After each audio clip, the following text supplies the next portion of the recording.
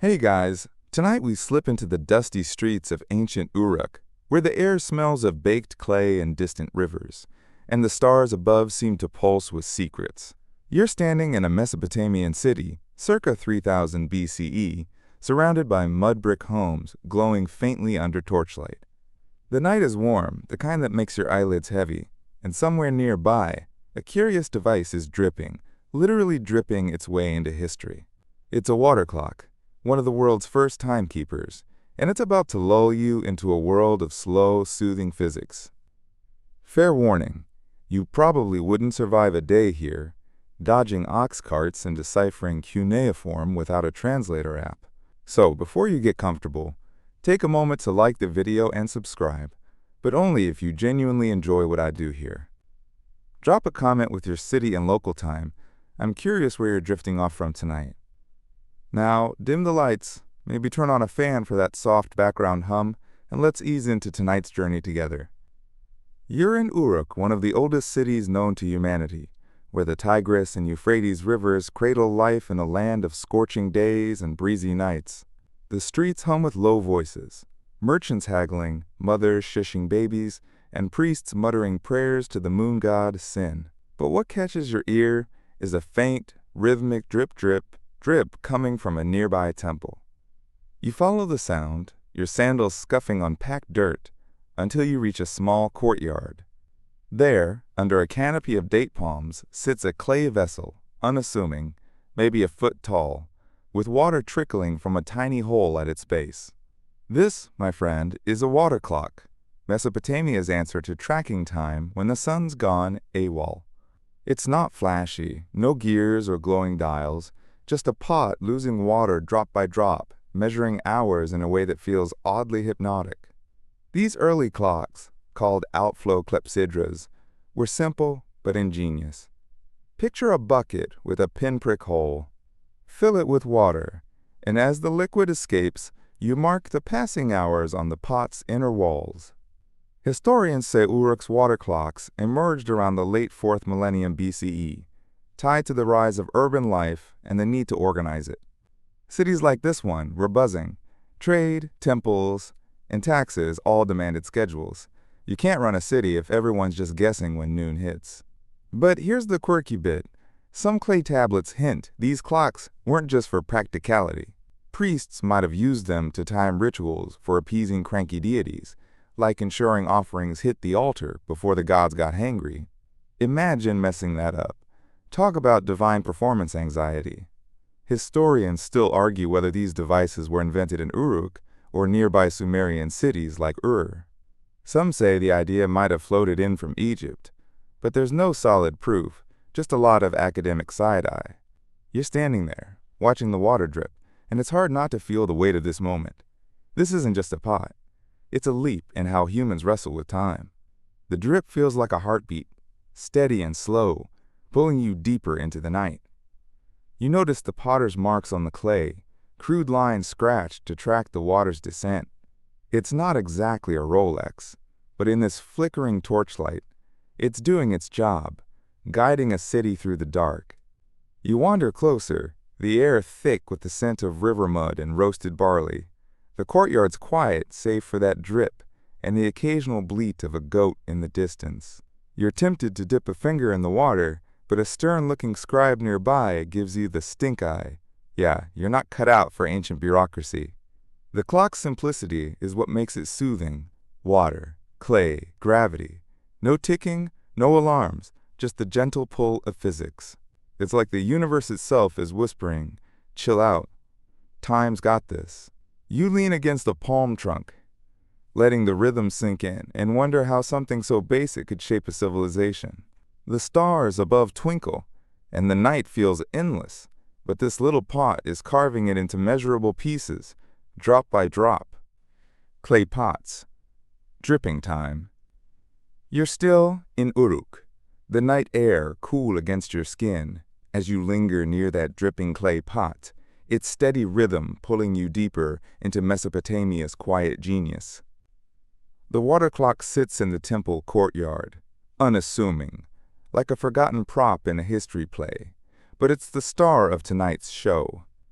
You're watching water trickle from a small hole, each drop marking time in a way that feels almost meditative. This is no high-tech gadget. It's just a vessel, probably baked in a local kiln, yet it's keeping an entire city on schedule. You can't help but smirk. Imagine explaining to these ancient folks that you once missed a Zoom call because your phone died. They'd probably banish you to the reed marshes. These early water clocks, or outflow clepsydras, were as basic as it gets. Picture a clay pot, maybe the size of a large jug, filled to a marked line with water. A tiny hole near the bottom lets the water escape, drop by agonizing drop, into a basin below.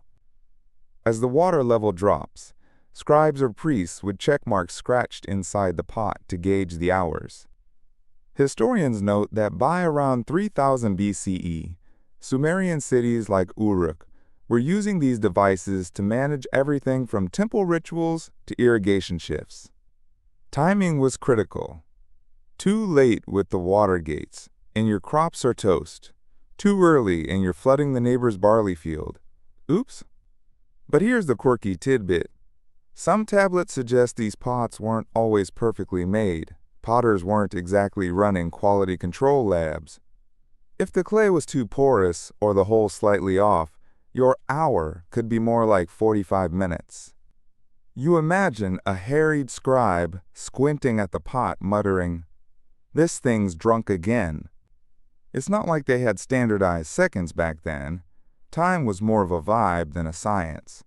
Still, these clocks were a big deal. They let people coordinate in ways sundials couldn't when the moon was running the show. You're standing there, hearing the drip, drip, drip, and it's oddly satisfying, like a metronome for your soul. Historians still argue whether the outflow design was purely Sumerian or borrowed from trade routes snaking through the Near East. Some point to similar devices in ancient Egypt, but the evidence is murkier than the Euphrates after a storm. You don't care much for the debate. You're too busy watching the water glint under torchlight, each drop catching a flicker of flame. The pot's surface is rough, etched with faint cuneiform, maybe a maker's mark or a temple dedication. You wonder about the hands that shaped it. Some artisan who probably never imagined their work would outlast empires. The night feels heavy with that thought, but the drip keeps you grounded, pulling you back to the present, or, well, 3000 BCE's present. You shift your weight, your sandals sinking slightly into the dirt. The courtyard's quiet, but you hear faint voices from the temple, priests chanting something about the moon god. The water clock doesn't care about their prayers. It just keeps dripping, indifferent to gods or mortals. You can't help but chuckle. Modern clocks stress you out with their incessant ticking, but this thing? It's like ASMR before ASMR was cool. You're tempted to close your eyes, let the rhythm take over, but you're not quite ready to drift off. Not yet. The pot's still got stories to tell, and you're here for every last drop. The stars above seem to nod in approval, and the night stretches on, measured by water and clay. Priests and starry skies. You're still in that Uruk courtyard, the night air thick, with the scent of river reeds and distant cooking fires. The water clock's soft drip, drip, drip, weaving a spell that makes your eyelids heavy. You're not alone now. Nearby, a group of priests huddles around a ziggurat's base, their robes brushing the dirt as they squint at the stars. They're not just stargazing for fun. These guys are using that dripping pot to time sacred rituals, and you're about to see why. The moon hangs low, casting a silvery glow, and you can't help but feel like you've wandered into a cosmic scheduling office. If you thought your 9 to 5 was intense, try keeping the gods happy without a coffee break. In ancient Mesopotamia, priests were the rock stars of timekeeping, and water clocks were their backstage pass to divine precision. Around 3000 BCE, cities like Uruk relied on temples to organize society, and that meant syncing rituals with the heavens. The water clock you're staring at isn't just counting hours. It's tracking when to offer barley cakes to Inanna or chant hymns to Enlil. Historians say these devices were critical for lunar festivals, where timing had to be exact to avoid cosmic snubs. Miss a prayer window, and you're risking a grumpy deity sending a flood. No pressure, right? You smirk, imagining a priest double-checking the pot like it's his iCal. Here's the quirky bit. Some clay tablets hint that priests added herbs to the clock's water, maybe to make it smell nice or ward off bad vibes. Picture a holy basil-infused timekeeper. Talk about spiritual multitasking. You lean closer, sniffing the air, but all you get is damp clay and a whiff of dust. No lavender notes here. The pot's still dripping, its water level sinking past a scratched mark. Each drop is a tiny prayer, a way to measure the unmeasurable. You're starting to get why this feels so calming. There's no rush, no deadline, just a slow dance of water and gravity. Historians still argue whether these clocks were used more for rituals or practical city management. Some say the priests hogged them for their star chasing, while others think merchants and farmers got a piece of the action too. You don't care much for the debate, you're too busy watching the priests, their voices low and rhythmic, almost matching the clock's cadence. One of them, an older guy with a beard that could double as a broom, adjusts a reed marker in the basin below. He's meticulous, like a barista perfecting your latte foam. You chuckle. Imagine him pitching this gig. Great pay, free figs, but you gotta babysit a leaky pot all night. The courtyard's shadows shift as the moon climbs higher, and you notice the ziggurat looming behind, its steps disappearing into the dark. The water clock sits humbly in its shadow, yet it's the real MVP, keeping this whole operation on track. You're tempted to sit cross-legged and just listen to the drips, let them pull you into a trance. The priests don't seem to mind you lingering. They're too busy with their star charts. You wonder what it's like to live by this rhythm, where time isn't a blinking digital display but a liquid pulse, tying you to the cosmos. The night feels softer now, and you're sinking deeper into its embrace, one drop at a time. Why water, not sand? You're still lingering in that Uruk courtyard, the night wrapping around you like a soft blanket. The water clock's steady drip, drip, drip, blending with the hum of distant crickets. The priests have wandered off, their star charts tucked under their arms, leaving you alone with this clay timekeeper. You're starting to wonder why these ancient folks picked water for their clocks instead of, say, sand or a stick in the ground. The moon's glow catches the pot's rim, and you can't help but smirk. Imagine pitching this to a modern engineer. Yeah, we measure time with a leaky bucket. You'd be laughed out of the room faster than you can say, cuneiform spreadsheet. Water clocks, or clepsydras, were the go-to in Mesopotamia around 3000 BCE because water was everywhere, thanks to the Tigris and Euphrates rivers cradling these cities. Historians point out that water was easier to control than sand, which could clump or get stuck in humid air. Picture trying to pour sand through a tiny hole while a dust storm rages. You'd end up with a gritty mess and a very annoyed priest. Water, on the other hand, flows smoothly, predictably, driven by gravity's gentle tug. You're watching the pot now, the water level dropping past another scratched mark, and it's oddly satisfying, like watching a progress bar that doesn't stress you out. Here's the quirky tidbit. Some Mesopotamian texts suggest they sometimes used brine or oil in their clocks instead of plain water, maybe to tweak the flow rate, or just to flex their alchemical skills. You imagine a scribe proudly showing off his deluxe olive oil clock, like it's the latest gadget. You lean closer, peering into the basin below, but it's just water, no fancy liquids here. The drip's rhythm is hypnotic, pulling you deeper into the night's calm. You're starting to get why water was the star. Its flow is steady, almost musical, like a lullaby you didn't know you needed. Historians still argue whether water clocks were chosen for practical reasons or because water held spiritual significance. Some say the rivers were seen as gifts from the gods, so measuring time with water felt divine. Others think it was just logistics. Water was cheaper than hiring a guy to flip an hourglass all day. You don't care much for the debate. You're too busy watching the ripples in the basin, each one catching a glint of moonlight. The pot's clay is cool to the touch, its surface rough with age. You wonder about the hands that shaped it, some potter who probably thought, "This is just another jug." Little did they know it was rewriting how humans chase time. You shift your stance, your sandals crunching softly on the dirt. The courtyard's quiet now, save for the drip and a faint breeze rustling the date palms. You can't help but chuckle. Modern clocks are all buzzers and stress, but this thing?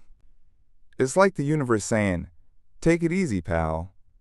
You're tempted to close your eyes, let the sound carry you off. But you're curious about the mechanics behind this dripping wonder. How do they make it work night after night? The stars above seem to wink, as if they know the answer, and the water keeps flowing, measuring time in its own unhurried way. Crafting the outflow clock. You're still in that moonlit courtyard in Uruk, the night air soft against your skin, carrying the faint tang of river mud and baked clay. The water clock sits before you, its steady drip, drip, drip like a heartbeat you can't ignore, pulling you deeper into the rhythm of ancient Mesopotamia. You're starting to get curious about how these things were made, not just slapped together by some guy with a lump of clay, but crafted with care to keep time in a world without batteries or apps. You lean closer, the pot's shadow stretching across the dirt, and smirk.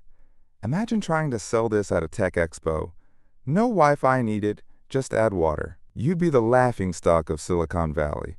Crafting an outflow water clock in 3000 BCE was no small feat. Historians tell us Sumerian artisans, often working for temples, shaped these vessels from local clay, kneaded and fired in kilns that dotted the riverbanks. You're picturing a potter at work, hands slick with mud, spinning a wheel under the hot sun.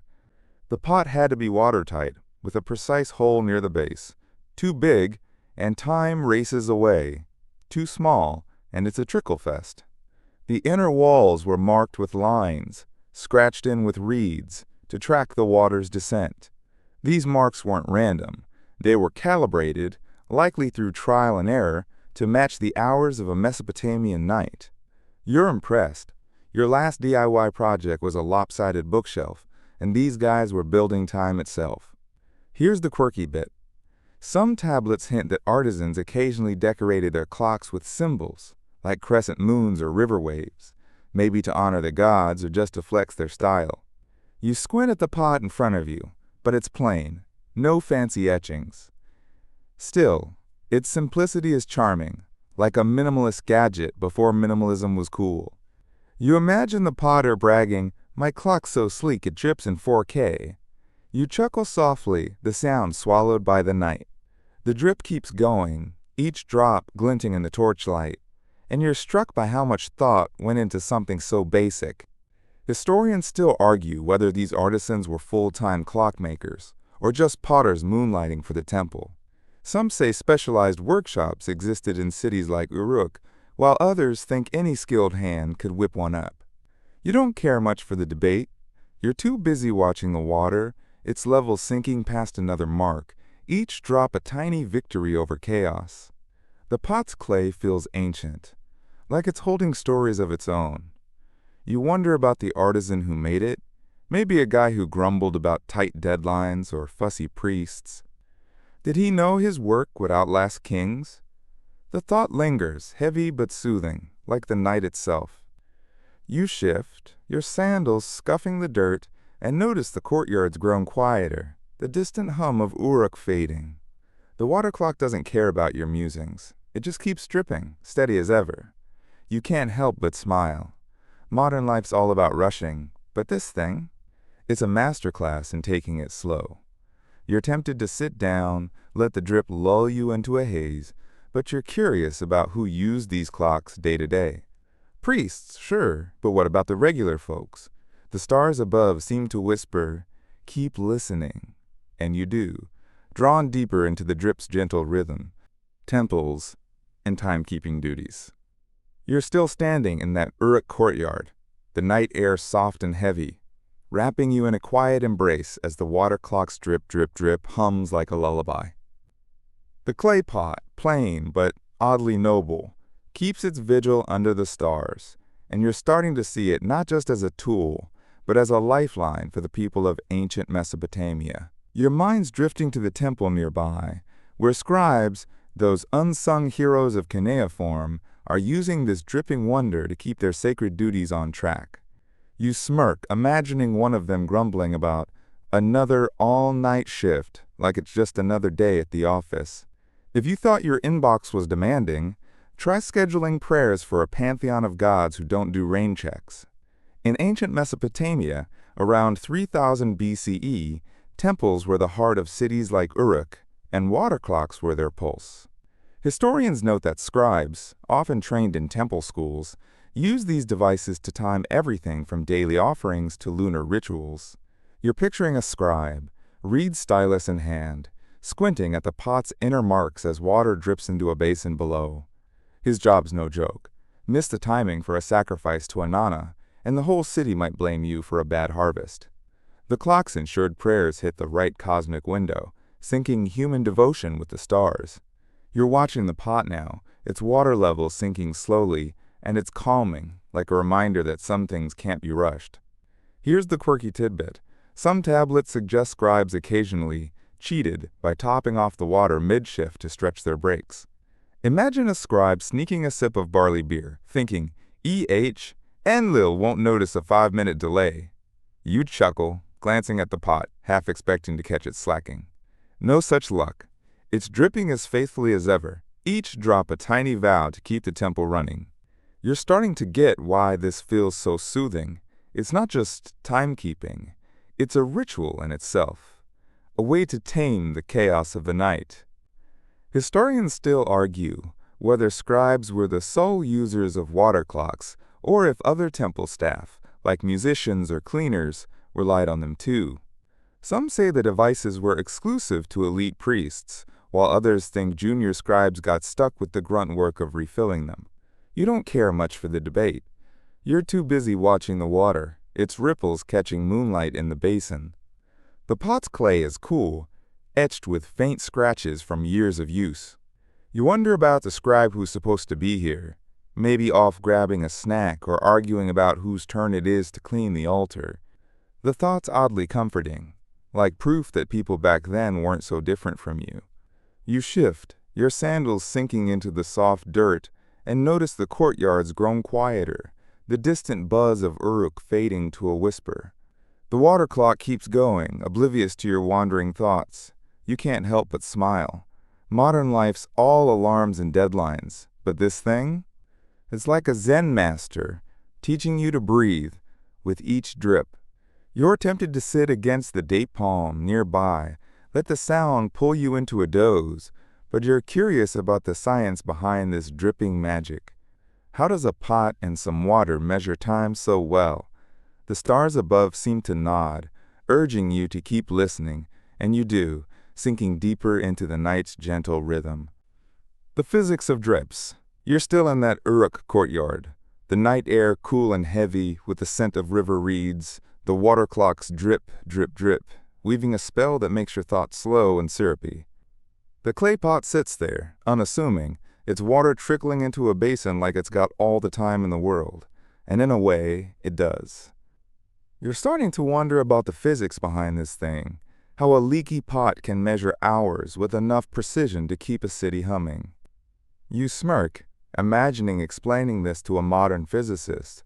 No circuits, no quartz, just gravity and a hole. They'd probably faint faster than you'd say, Hydrodynamics 101. The physics of Mesopotamian water clocks around 3000 BCE is deceptively simple, yet kind of genius. Historians explain that these outflow clepsydras relied on gravity pulling water through a small hole at a steady rate. You're picturing the pot now. Water presses against the clay, escaping drop by drop, its flow governed by the hole's size and the water's height. The higher the water level, the faster it flows. Basic fluid dynamics, though the Sumerians didn't have a textbook to spell it out. They figured it out through trial and error, marking the pot's inner walls to track time as the level dropped. You're watching the water sink past another scratched line, and it's mesmerizing, like a slow-motion dance you can't look away from. Here's the quirky tidbit. Some tablets suggest scribes occasionally stirred the water to keep it flowing smoothly, maybe because sediment from the Euphrates clogged the hole. Imagine a scribe poking at the pot with a reed, muttering, "Work, you lazy drip!" You chuckle, glancing at the basin, half expecting to see a muddy swirl. Nope, just clear water, glinting under torchlight. The drip's rhythm is steady, almost hypnotic, and you're starting to get why this feels so calming. It's not just physics, it's physics with personality, a reminder that even time can have a gentle side. Historians still argue whether the Sumerians understood the math behind the flow or just relied on practical tweaks. Some say they had early formulas for calibrating the hole's size, while others think it was all guesswork, refined over generations. You don't care much for the debate. You're too busy watching the ripples in the basin, each one catching a flicker of moonlight. The pot's clay feels ancient, its surface rough with the memory of countless nights. You wonder about the minds that puzzled out this system, some proto-scientists squinting at water like it held the universe's secrets. Did they feel the same awe you do now, staring at this dripping relic? You shift, your sandals scuffing the dirt, and notice the courtyard's grown even quieter, the distant hum of Uruk barely a whisper. The water clock doesn't care about your musings, it just keeps dripping, steady as a heartbeat. You can't help but smile. Modern clocks are all about precision. But this thing? It's like a poet, measuring time with grace instead of stress. You're tempted to close your eyes, let the drip carry you off. But you're curious about how these clocks shaped daily life beyond the temple. Did merchants use them too? The stars above seem to wink, urging you to keep listening. And you do, sinking deeper into the night's soothing pulse. Babylon's market time. You're still in that Uruk courtyard, the night air soft and warm, carrying the faint scent of baked clay and distant river water. The water clock's drip, drip, drip is your only companion now, its rhythm so steady it's like a friend who never interrupts. You're starting to picture life beyond the temple, out in the bustling markets of Babylon, where merchants hawk barley, dates, and maybe a dubious, lucky amulet or two. You're curious how these dripping pots fit into the chaos of trade, where time isn't just sacred, it's money. You smirk, imagining a trader tapping the clock like it's a vending machine, muttering, "Hurry up, I've got figs to sell." If you thought Black Friday was intense, try bartering before lunch hour in 3000 BCE. Historians tell us that by the early 2nd millennium BCE, water clocks had spread from Uruk's temples to Babylon's markets, where they helped regulate trade schedules. Markets in Mesopotamia were lively, with stalls packed along narrow streets, the air thick with shouts and the clink of silver shekels. Water clocks were used to time market hours, ensuring traders didn't overstay their welcome or sneak in early to nab the best spots. You're picturing a market overseer, arms crossed, eyeing a clay pot as water drips into a basin. When the level hits a certain mark, he bellows, "Pack it up!" and woe to the merchant still haggling over onions. These clocks brought order to the frenzy, a slow but firm hand on the city's pulse.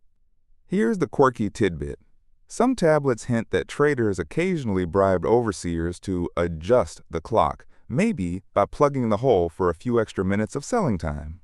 Picture a shady date vendor slipping a few coins to the clock guy, whispering, "Just one more deal, pal." You chuckle, glancing at the pot in front of you, half expecting it to wink. It doesn't, of course. Just keeps dripping, faithful as ever.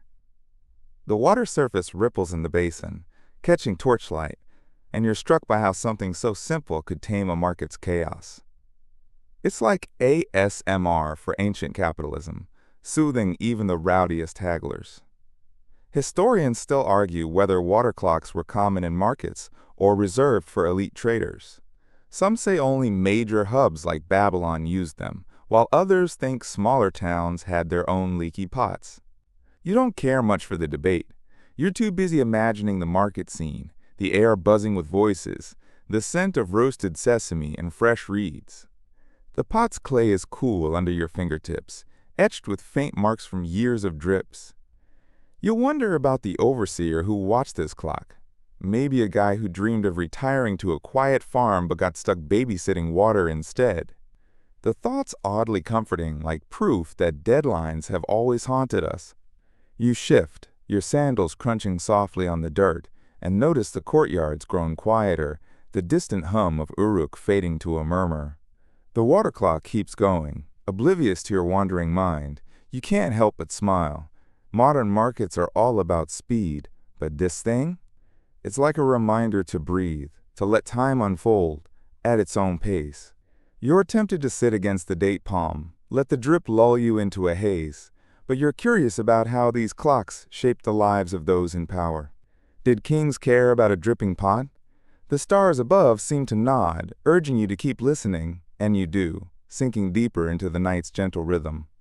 Royal decrees by drip. You're still in that quiet Uruk courtyard, the night air thick with the scent of damp clay and distant fires.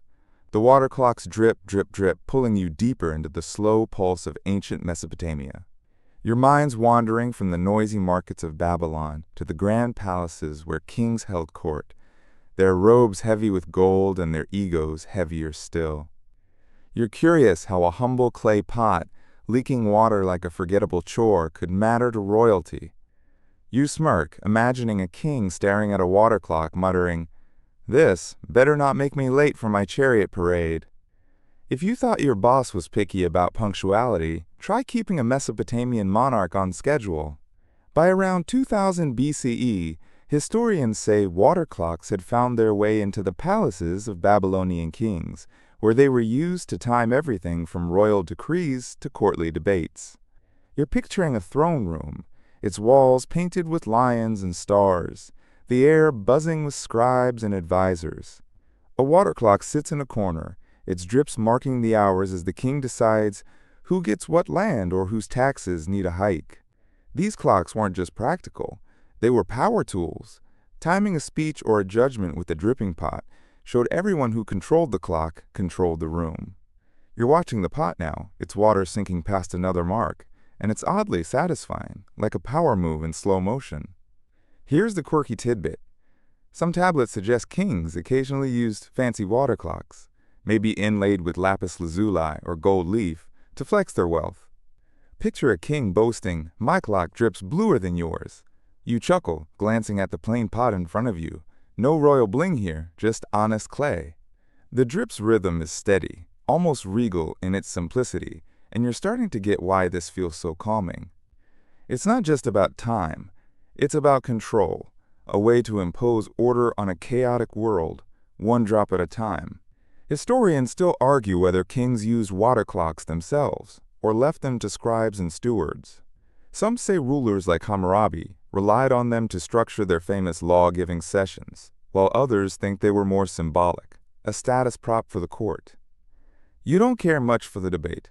You're too busy imagining the throne room, the king's voice echoing as the water drips, each drop a tiny nudge toward a verdict. The pot's clay feels ancient, its surface scratched from years of service.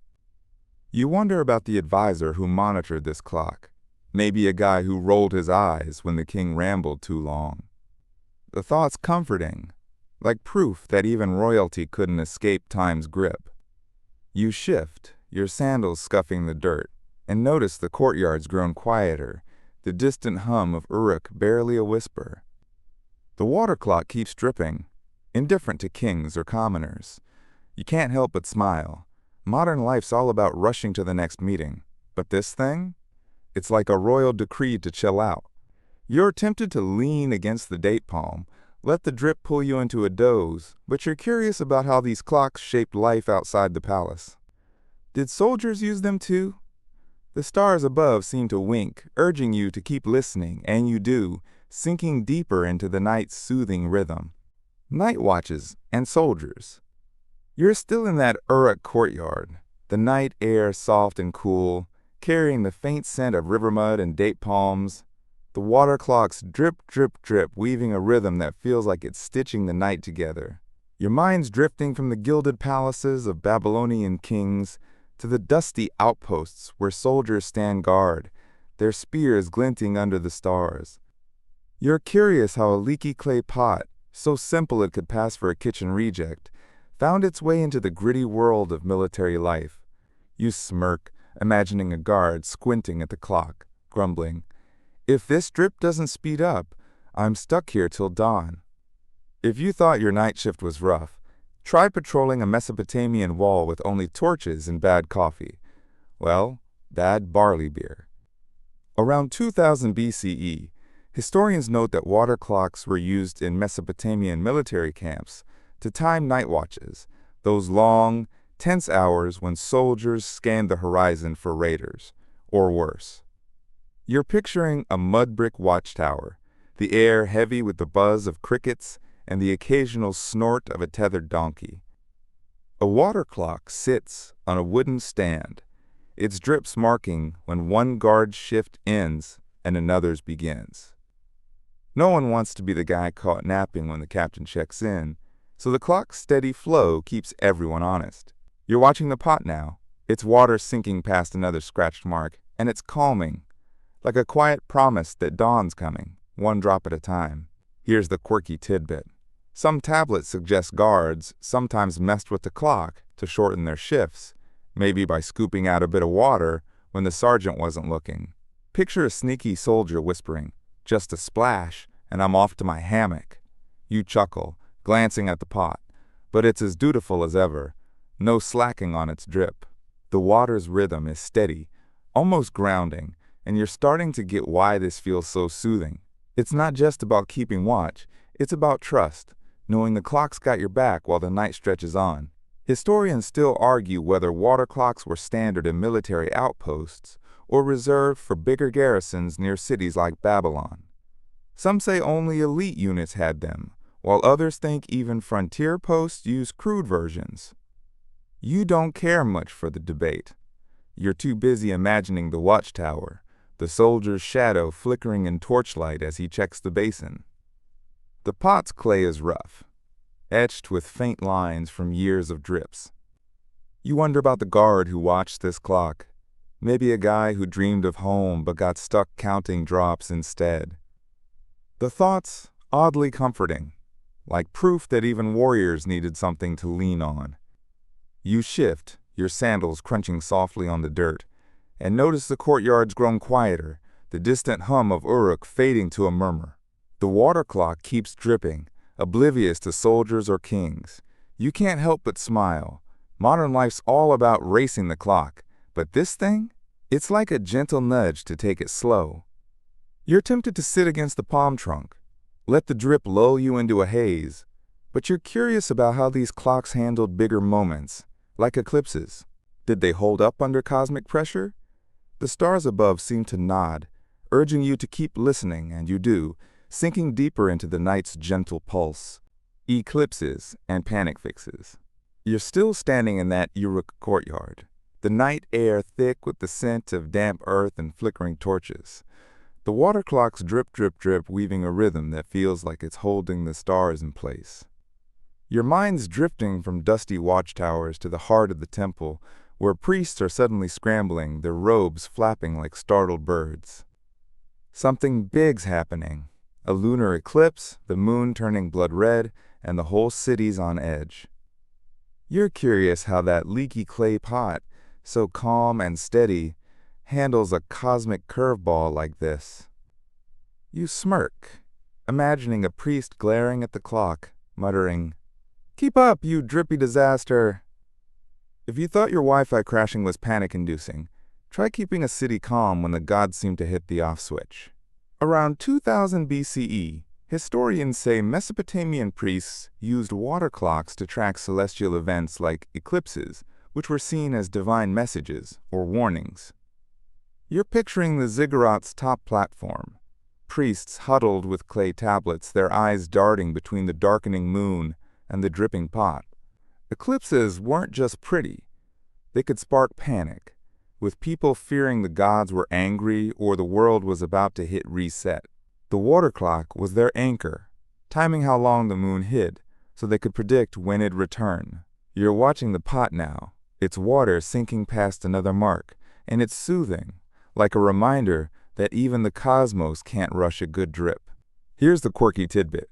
Some tablets hint that priests occasionally reset the clock during an eclipse, refilling it to stretch their observations, maybe to double-check their star charts. Picture a priest sneaking a jug of water, whispering, "Just one more drip, Sin won't mind." You chuckle, glancing at the pot, but it's as steady as ever, no cosmic cheating here. The water's rhythm is hypnotic, each drop catching torchlight, and you're starting to get why this feels so calming. It's not just about tracking eclipses, it's about holding steady when the sky itself seems to wobble. Historians still argue whether water clocks were precise enough for eclipse timing, or if priests relied on them more for ritual than science. Some say the clocks were backup tools, with star charts doing the heavy lifting, while others think they were critical for logging cosmic events. You don't care much for the debate. You're too busy imagining the priests, their faces tense as the moon dims, the pots drip their only constant. The clay feels ancient under your fingertips, scratched with marks from countless nights. You wonder about the priest who watched this clock. Maybe a guy who prayed extra hard when the moon vanished. The thought's comforting, like proof that even the holiest folks leaned on something simple. You shift, your sandals scuffing the dirt, and notice the courtyard's grown quieter, the distant hum of Uruk barely a whisper. The water clock keeps dripping, unmoved by eclipses or mortal fears. You can't help but smile. Modern life's all about freaking out over deadlines. But this thing? It's like a cosmic shrug, saying, "Relax, I've got this." You're tempted to lean against the date palm, let the drip pull you into a doze, but you're curious about how these clocks evolved. Did they get fancier over time? The stars above seem to wink, urging you to keep listening. And you do, sinking deeper into the night's gentle rhythm. Innovations in clay design. You're still in that Uruk courtyard, the night air soft and heavy with the scent of river mud and torch smoke, the water clock's drip, drip, drip, pulling you deeper into its unhurried rhythm. The stars above seem to pulse, as if whispering secrets about the clay pot before you, its water trickling like it's got nowhere better to be. Your mind's drifting from the chaos of eclipses to the quiet ingenuity of the artisans who tweak these clocks, making them more than just leaky pots. You're curious how they turned a simple idea into something cleverer, more precise. You smirk, imagining an ancient craftsman pitching his upgrade, new and improved Drip 2.0. If you thought your phone's software update was a hassle, try recalibrating time with clay and water. By around 2000 BCE, historians note that Mesopotamian artisans were refining water clocks to improve their accuracy, especially in cities like Babylon. You're picturing a workshop near the Euphrates, clay dust in the air, where potters experimented with vessel shapes, taller, narrower pots for slower drips, or wider ones for steadier flows. They also fiddled with the hole size, sometimes adding a tiny reed tube to control the water's escape. These tweaks weren't random. They were based on watching the water's behavior, figuring out how to make each drop count. You're watching the pot now, its water sinking past another scratched mark, and it's calming like a slow exhale you didn't know you needed. Here's the quirky tidbit. Some tablets suggest artisans tested their clocks by timing how long it took to boil a pot of barley stew. Talk about a delicious calibration method. Picture a potter slurping his test stew, saying, "Yup, that's an hour." You chuckle, glancing at the pot, half expecting a whiff of barley. Nope, just clay and water, dripping as faithfully as ever. The rhythm's hypnotic, each drop catching torchlight, and you're starting to get why this feels so soothing. It's not just about better clocks. It's about the human urge to tame time, one clever tweak at a time. Historians still argue whether these design changes came from temple artisans or independent potters in bustling markets. Some say priests drove innovation to perfect their rituals, while others think traders pushed for better clocks to streamline business. You don't care much for the debate. You're too busy imagining the workshop, the air thick with clay dust and the hum of spinning wheels. The pot's surface is rough, etched with faint lines from years of drips. You wonder about the artisan who shaped it, maybe a guy who bragged about his precision drip to skeptical scribes. The thought's comforting, like proof that even ancient folks obsessed over getting things just right. You shift, your sandals crunching softly on the dirt, and notice the courtyard's grown quieter, the distant buzz of Uruk fading to a murmur. The water clock keeps dripping, oblivious to your musings about its upgrades. You can't help but smile. Modern life's all about chasing the next big tech, but this thing? It's like a reminder that progress can be slow and steady, like a good drip. You're tempted to sit against the date palm, let the sound pull you into a haze, but you're curious about who gets credit for this invention. Was it one genius or a team effort? The stars above seem to nod, urging you to keep listening, and you do, sinking deeper into the night's gentle pulse.